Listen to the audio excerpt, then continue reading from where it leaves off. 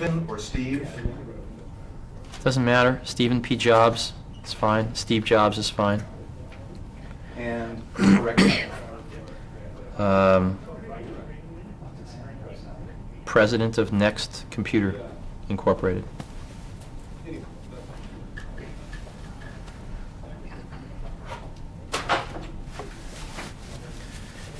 What has your life come into contact with that of Dr. Joseph Duran's? Well, at Next here, we decided to try to figure out what all of this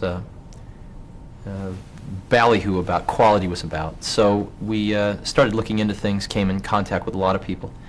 And Dr. Duran was one of the few people that I met that had a real down-to-earth approach to it, that didn't think that quality was the second coming, but rather thought that he approached it much more scientifically. And that resonated with the engineers and other technical people here at Next, as well as the executives. And so Dr. Duran's visited us several times, and always wearing his characteristic bow tie, and we've learned a lot from him. What are some of the things that you have found most valuable? I think the things that we've learned most from Dr. Duran are to look at everything as a repetitive process, and to instrument that process and find out how it's running, and then start to take it apart and re-put it back together in ways that dramatically improve its effectiveness in a very straightforward way. And no magic, no pep rallies, just looking things directly in the eye, seeing them as repetitive processes, and then re-engineering them.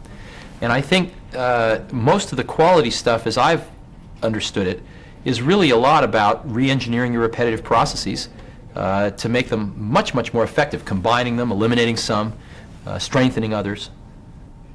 It's easy to see why broadcasters would want to do a program, let's say, on Madonna or Michael Schwarzenegger. Why do you think the American people might be interested in, or why should the American people be interested in seeing a documentary on this old guy with the bow tie, Dr. Duran?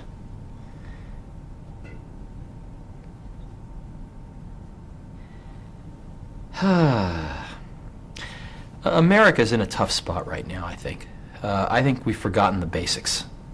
We're so prosperous for so long that we took too many things for granted, and we forgot how much work it took to actually build and sustain those basic things that were supporting our prosperity.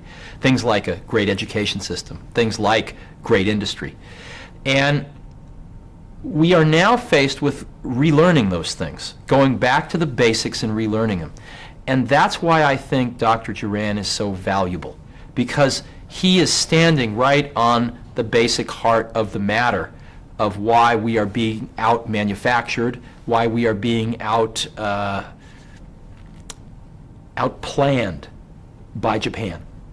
It is not excuse me, it is not because the Japanese are tricking us, it's not because the Japanese are better intellectually, it's because we are being out-planned, we are being out-strategized, we are being out-manufactured, and there is nothing that can't be fixed, but we're not going to fix it up here. We're going to fix it by getting back to the basics of what we need to do.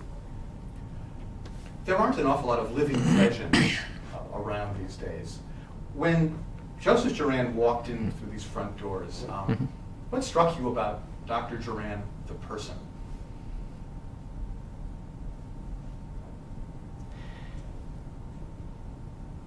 I've had an opportunity to meet a few great people in my life, and they all have had one characteristic in common, which is that they treat everyone the same.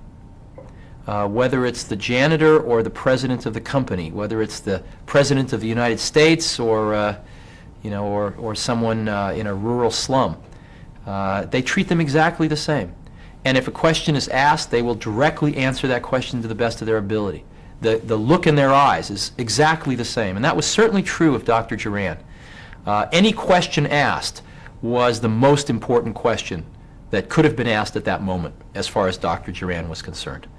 And the caring and straightforwardness that he expressed towards every individual made a big impression on us. Of course, his awesome knowledge of the subject. But beyond his awesome knowledge of the subject, the way that he viewed people so optimistically that even the most foolish question was addressed with the greatest desire to transmit what he had learned in his life.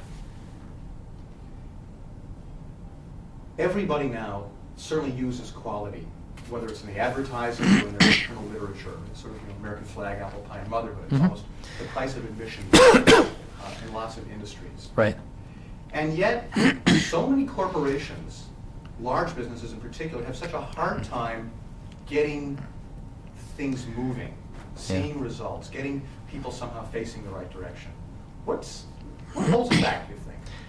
It's funny, the group of people that do not use quality in their marketing are the Japanese. You never see them using quality in their marketing. It's only the American companies that do. And yet, if you ask people on the street which products have the best reputation for quality, they will tell you the Japanese products. Now, why is that? How could that be? The answer is because customers don't form their opinions on quality from marketing.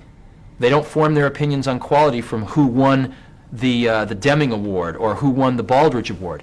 They form their opinions on quality from their own experience with the products or the services. And so one can spend enormous amounts of money on quality. One can win every quality award there is, and yet if your products don't live up to it, customers will not keep that opinion for long in their minds. And so I think where we have to start is with our products and our services, not with our marketing department. And we need to get back to the basics and go improve our products and services. Now again, quality isn't just the product or the service, it's having the right product.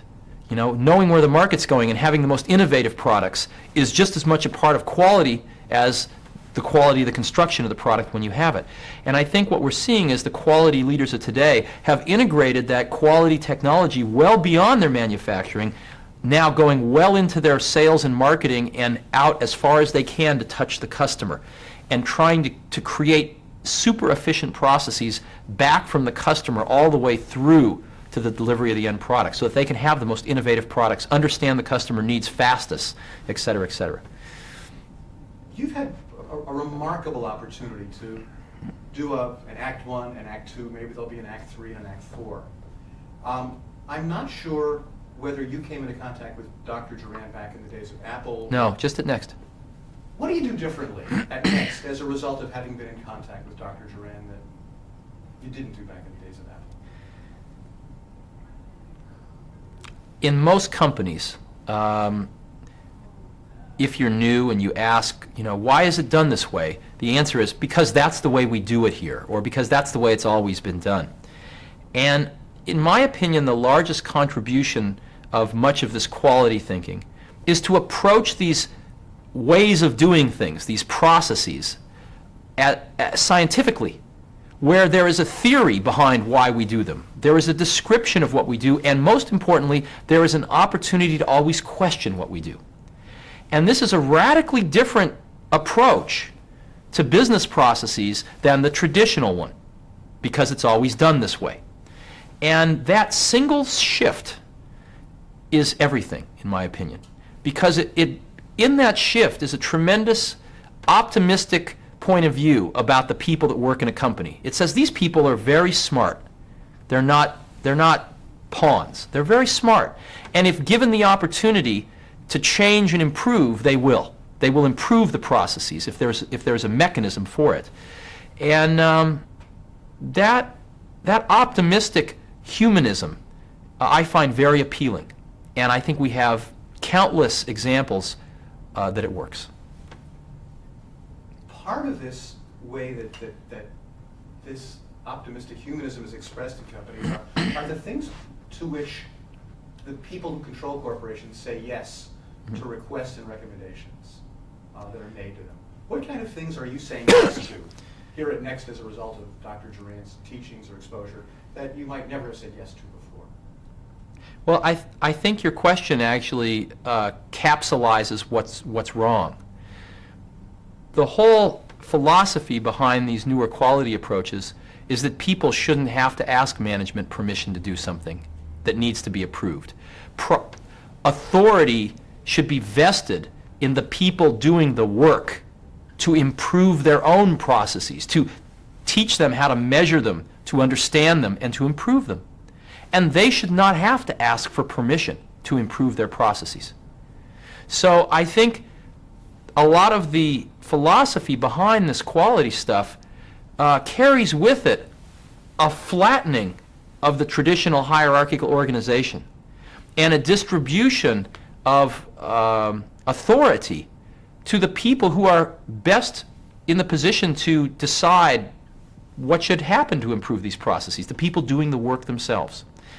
And so the permission that's given because of this quality philosophy is the permission to not have to ask permission.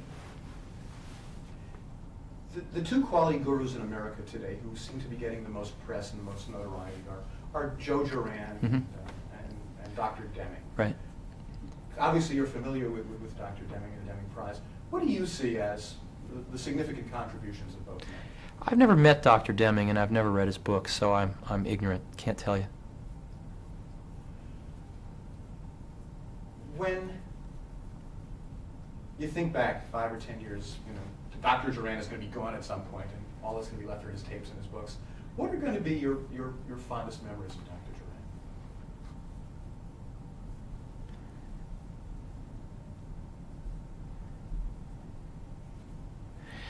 I think the thing that strikes me most deeply about Joe Duran is the fact that at his senior age, his mind is as alive as anyone I know.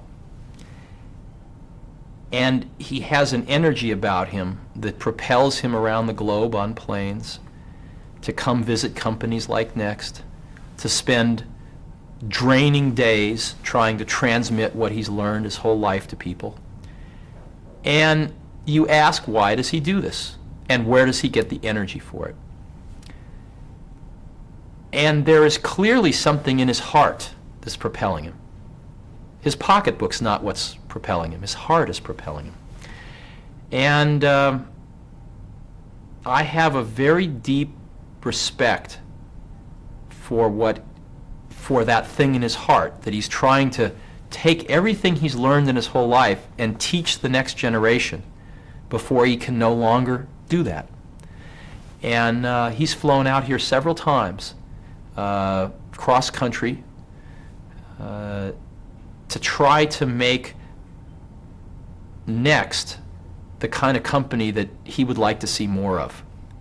And he will gain nothing from it himself, except to know that his ideas will live on beyond him. And I really respect that. And I found him to be an incredibly warm individual with something big in his heart.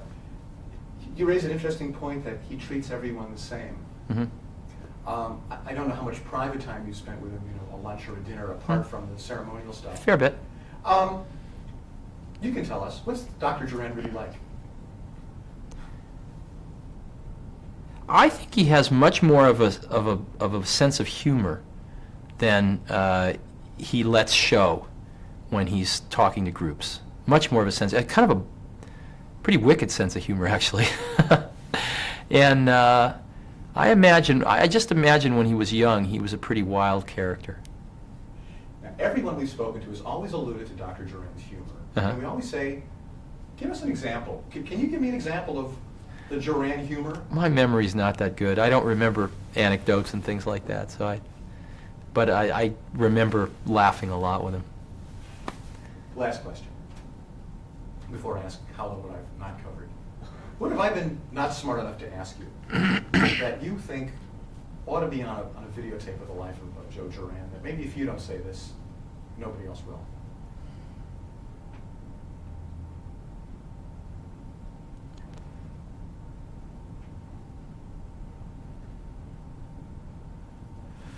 Oh,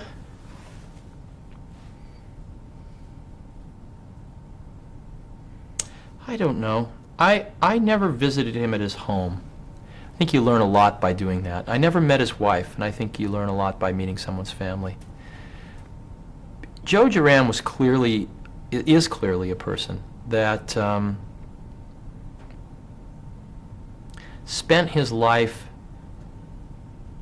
on one thing. He found his great subject early in life, and he pursued it over decades. And he's made a deep, deep, deep contribution that will last well beyond his physical years. And like most people that do that, there is, below the surface, great sacrifices they've made to do that. In some cases with their family. In some cases with a lot of other things they might have wanted to do with their lives. And I don't think Joe Duran would be an exception. Matter of fact, I think he would be he would follow that. And I imagine that if one scratches the surface a little bit, one will find some sacrifices in his life that he's made to follow the pure path that he has that most people don't see. And then that maybe you have a chance to explore. So, but I don't know them myself. You can sense that they're there. Actually, I lied. It's not the last question. You suggested something. Clearly, with Joe Duran, your life has been focused by a passion. And you have seen that passion fulfilled and you've seen promise realized quite early. When you think back, Joe Duran's early successes, certainly in Japan, were in the early 50s, 50, 54. And yet it has taken literally 30 to 40 years before America has come around to kind of giving Joe Duran the recognition that he really does deserve in his teachings and his philosophies. What do you think it is in Joe Duran that has sustained him for 30 to 40 years where those audiences were not so willing to listen? That's a very good question. And I think most people that are able to make a sustained contribution over time rather than just a peak are very internally driven. You have to be. Because in the ebb and tide of people's opinions and of fads, there are going to be times when you are criticized, and criticism is very difficult. And so when you're criticized, you learn to pull back a little and listen to your own drummer. And to some extent, that isolates you from the praise if you eventually get it too. The praise becomes a little less important to you, and the criticism becomes a little less important to you in the same measure. And you become more internally driven. And I think Joe Duran has clearly had those experiences and become very internally driven. And I think he felt the bedrock of the truth of his pursuits, and that's what kept him going. I don't think that he got. I think that the great satisfaction that he got from Japan did not end in the 50s. I think he probably looks at Japan as something that he helped nurture along, and as every decade has passed, he sees his ideas blossoming even more. So I'm sure he gets tremendous satisfaction from having injected a very important ingredient into the early post-war culture of Japan, and he probably sees that in every branch and leaf of a fairly large tree. And I think what he's trying to do now is to make sure that he gets that into the future culture of American industry as it rebuilds itself. And I think if he is successful, which I think he is on the verge of being, that in his last breath he will feel comfortable knowing in the decades to come that his work will get recognition. So, as we say, thank you, Mr. President. okay. You've got a microphone. Before you leave? Yeah. I would like to say thank you. Sure. I have, at least had at the time, a very young son.